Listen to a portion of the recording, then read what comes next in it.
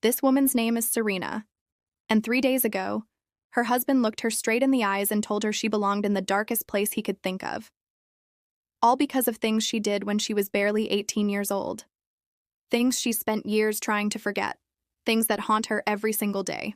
I'm Emma, your storyteller here at Mrs. Emma, and today I'm bringing you a story that will make you question everything you thought you knew about love, forgiveness, and second chances. This is Serena's truth, raw and unfiltered. And I need to warn you, this one hits different. Serena is 29 years old. She should be living her best life right now. Building a career, planning a future, growing with the man she married. Instead, she's watching her entire world crumble around her, piece by devastating piece. It all started when Cade, her 32-year-old husband, discovered things about her past that she'd kept hidden for 2 years. Not because she was being deceptive, not because she didn't care about honesty, but because she knew exactly how he would react when he found out. And she was right. You see, when Serena was 18 years old, she was a completely different person. She was struggling with addiction, she was vulnerable, she was being taken advantage of by adults who should have protected her. And during that darkest chapter of her life, she made choices that would follow her forever. Choices that were recorded. Choices that ended up online. Serena was exploited. That's the truth she carries with her every single day. She wasn't some willing participant living her best life. She was a teenager spiraling out of control, surrounded by people who saw her pain as an opportunity. But when Cade found those videos from her past, he didn't see exploitation. He didn't see a young girl who needed help. He saw something that disgusted him, and he made sure she knew it. The words he used cut deeper than any knife ever could. He called her names that made her feel like she was right back in that horrible place, being used and discarded by people who didn't care about her humanity. He told her she belonged in a place no woman should ever be sent to. He made her feel like the scared 18-year-old all over again. Here's what breaks my heart about Serena's story. She spent years dealing with the shame of what happened to her, years working through the trauma, years trying to build something better for herself. And she thought Cade was different from everyone else who would judge her. She waited 2 full years before telling him about the videos. 2 years of building trust. 2 years of falling in love. 2 years of believing that maybe, just maybe, she'd found someone who could see past her darkest moments and love her anyway. But the moment the truth came out, everything changed. Cade started acting like a completely different person.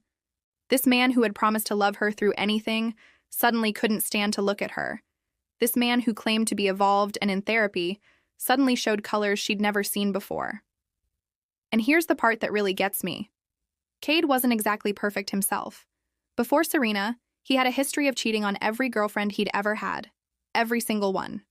But Serena forgave him for that because she believed people could change. She believed in second chances. She believed that your past doesn't have to define your future. But apparently, that belief only worked one way in their relationship. While all of this was unraveling at home, Serena was trying to do something positive with her life.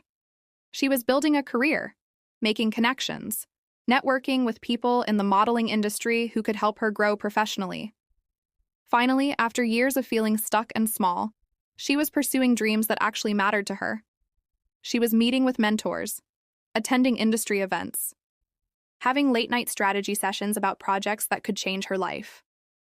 One of these connections was with a man named Trent. He was a colleague, a collaborator on freelance projects. Someone who actually took her ambitions seriously instead of treating them like hobbies she should abandon the moment they became inconvenient. Working with Trent and others in her field made Serena feel seen for the first time in years. These were people who valued her ideas, her potential, her drive. They weren't constantly questioning her motives or making her feel guilty for wanting more out of life. But to Cade, every professional relationship was suspicious. Every late meeting was evidence of betrayal. Every text message about work was proof that she couldn't be trusted. He started going through her phone like a detective building a case. He demanded detailed explanations for every conversation, every meeting, every moment she spent away from home. The interrogations became so exhausting that Serena started keeping things to herself, just to have some peace. Let me paint you a picture of the double standards Serena was living with. When Cade changed his passwords and kept his phone private, it was just being careful. When Serena did the same thing because she was tired of feeling surveilled in her own relationship, it was suspicious behavior. When Cade had friendly conversations with female coworkers, including a receptionist who clearly had feelings for him, and a project manager who texted him after hours, that was just normal workplace interaction. When Serena had professional conversations with male colleagues, she got interrogated like she was on trial. Cade could have a whole past of cheating and betrayal, but that was forgiven because people change. Serena's past of being exploited as a teenager? That was unforgivable. That defined her forever. Can you see the problem here? Serena was trying to build something for herself. She was forming legitimate business relationships. She was networking like every successful person in every industry has to do. But because some of these connections happened to be with men, suddenly she was being accused of having affairs. The money situation made things even worse. Some of her professional contacts believed in her potential enough to invest in her projects financially. These were mentorships where successful people put their money behind their faith in her abilities. But when Cade found out about these financial arrangements, he didn't see investment in her future. He saw something dirty, something transactional, something that confirmed his worst suspicions about who she really was. Everything came to a head last week in the most devastating way possible.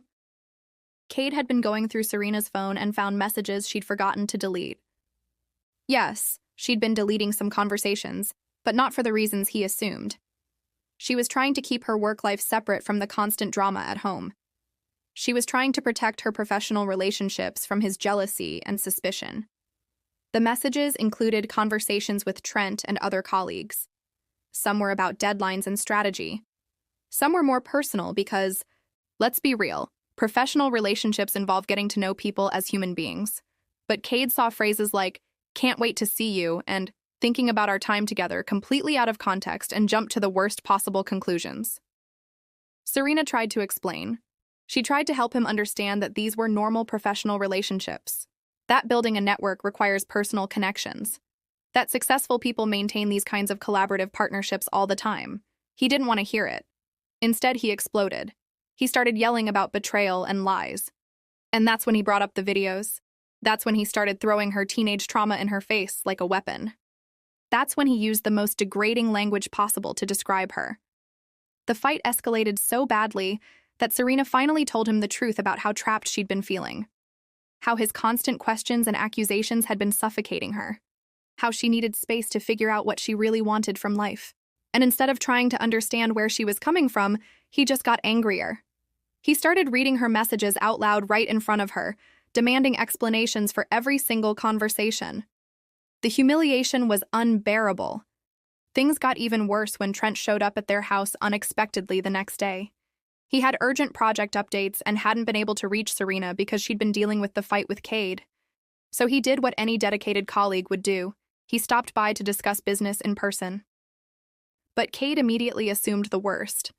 Here was this professional trying to have a normal conversation about work, and Cade was standing there like a guard dog, making everything weird and uncomfortable. Trent had no idea about their marital problems. He didn't know Cade had been going through Serena's phone or that their relationship was falling apart. He was just trying to talk about projects and opportunities. But Cade kept interrupting with pointed questions and thinly veiled accusations. The whole situation was painfully awkward. And then Trent mentioned some of their dinner meetings and weekend strategy sessions, not realizing Cade was hearing about them for the first time. Serena had wanted to tell Cade about those meetings, but every time she tried to share anything about her professional life, it turned into an argument. So she'd stopped volunteering information. And now that silence was being used as evidence that she'd been lying all along. Watching Trent realize he'd walked into a domestic disaster was humiliating for Serena. This was exactly why she tried to keep her professional life separate from her personal drama. And now one of her most important business relationships was probably ruined forever. After Trent left, things got even uglier. Cade started accusing Serena of having multiple affairs, of using her past trauma as an excuse to hurt him, of lying about everything from the very beginning. That's when he said those words. The ones that would echo in Serena's mind forever. He told her she belonged in that place. That horrible place where women are used and discarded. like she was still that scared 18-year-old who didn't know any better. Serena tried to explain that her past addiction and those videos don't define who she is now, that she's worked so hard to build something better for herself, that she deserves to be seen as more than her worst moments. But Cade just kept throwing her trauma in her face, saying he should have known better, saying she never really changed, saying he'd been a fool to think someone with her history could ever be trusted. And then Serena discovered something that made her physically sick. Cade had been watching those old videos of her, not just once or twice, regularly, obsessively. He could stand there and call her names, act disgusted by her past, tell her she belonged in the gutter, and then turn around and consume the very content that represented her exploitation and lowest point. When she confronted him about it, he claimed he was trying to process his feelings, trying to understand what she went through. But you don't process someone's trauma by repeatedly watching their exploitation. You don't work through your partner's pain by consuming evidence of their abuse. That's not healing. That's something else entirely. And Serena finally saw her husband for who he really was. Now, 3 days later, Serena is sitting in the ruins of her life trying to figure out how everything fell apart so quickly. Cade is talking about divorce, about how he can't trust her, about how everything between them has been a lie, about how he doesn't know who she really is, and maybe he's right about not knowing who she is. Because Serena isn't the same person she was when they met. She's grown. She's evolved. She's started pursuing opportunities that matter to her instead of settling for whatever keeps everyone else comfortable. If that makes her different, then maybe different is exactly what she needs to be. The divorce papers came faster than she expected. Apparently, Cade had been documenting everything for months.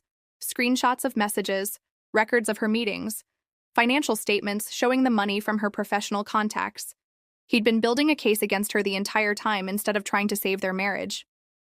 That tells Serena everything she needs to know about how much this relationship really meant to him.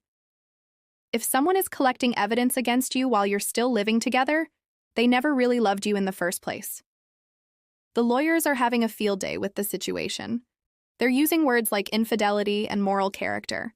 They're bringing up those videos from when she was barely legal and struggling with addiction, because apparently trauma doesn't matter when it's convenient to ignore it. The worst part isn't even the divorce itself. It's watching everyone pick sides without bothering to ask for her version of events. Their friends heard words like affair and cheating and immediately decided Serena was guilty. Nobody asked about Cade's constant suspicion and control. Nobody wanted to hear about how he'd been going through her phone and demanding explanations for every conversation. That part doesn't fit the narrative of him being the perfect victim. Serena's own family has basically disowned her over this whole thing. These are the same people who were supposed to support her through recovery, who were supposed to understand that she was exploited and taken advantage of as a teenager, but the moment her choices become inconvenient for them, suddenly it's all her fault. Meanwhile, Cade is moving on like nothing happened. His social media is full of posts about growth and healing and finding peace after toxic relationships. He's painting himself as this reformed man who tried to love someone but got burned for his efforts. The comments on his posts are brutal. People saying he dodged a bullet, that he's better off without her, that he deserves someone who won't betray him. None of these people know what really happened, but they're all experts on Serena's character. Serena had to move back to Chicago with whatever money she had left after legal fees and the settlement. Starting over at 29 wasn't exactly in her life plan, but here she is. The professional relationships she'd been building are mostly destroyed now because word travels fast in small industries. Trent won't even return her calls anymore, probably because he doesn't want to be associated with the drama. All those opportunities, all those connections, all that potential, gone because Cade couldn't handle the fact that she was building something independent of him. This whole experience has shown Serena exactly who people really are when things get difficult. The friends who disappeared the moment things got messy. The family who chose judgment over support. The professional contacts who cut ties to protect their own reputations. At least now she knows where she stands with everyone. And honestly, it's pretty much nowhere. But here's what Serena is learning as she picks up the pieces of her shattered life. Maybe the only person she can really count on is herself. Maybe everyone else is just waiting for an excuse to abandon ship when your life doesn't look perfect anymore. She's tired of apologizing for having ambitions. She's tired of pretending that his feelings about her past are more important than her feelings about her future. And she's especially tired of being made to feel guilty for trying to build something meaningful. Serena may have lost her marriage, her support system, and her professional network. But she's discovering something important in the wreckage. She's stronger than she thought, more resilient than anyone gave her credit for. And maybe, just maybe, worthy of a second chance that doesn't come with conditions attached. This is Serena's story, and it's one that raises so many difficult questions about forgiveness, judgment, and who gets to define us, our worst moments or our potential for growth. Was Serena perfect? No. Did she make mistakes? Absolutely. But does her past as an exploited teenager define who she is today? That's the question we all need to ask ourselves. And here's what really gets me. How many of us would survive having our darkest moments used as weapons against us by the people who claim to love us most? I'm Emma, and I hope Serena's story made you think twice about the judgments we pass and the grace we withhold. Because we're all carrying something. We've all made choices we wish we could take back. And we're all just trying to build something better from the broken pieces of who we used to be. If this story moved you, if it made you feel something, I need you to do 3 things for me right now. First, hit that like button. Let me know you're listening and that these stories matter to you. Second, share this video with someone who needs to hear it. We all know someone who's being judged for their past, someone who's trying to break free from who they used to be. Send them this story and let them know they're not alone. And third, subscribe to Mrs. Emma if you haven't already. We're building a community here where real stories get told without sugarcoating, where complicated truths aren't simplified just to make us comfortable, where everyone's pain gets witnessed and respected.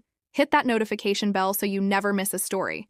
Because trust me, we're just getting started, and the stories coming your way will shake you to your core. I'm Emma, your storyteller, and I'll see you in the next one. Until then, remember, everyone you meet is fighting a battle you know nothing about. Maybe it's time we all showed a little more grace.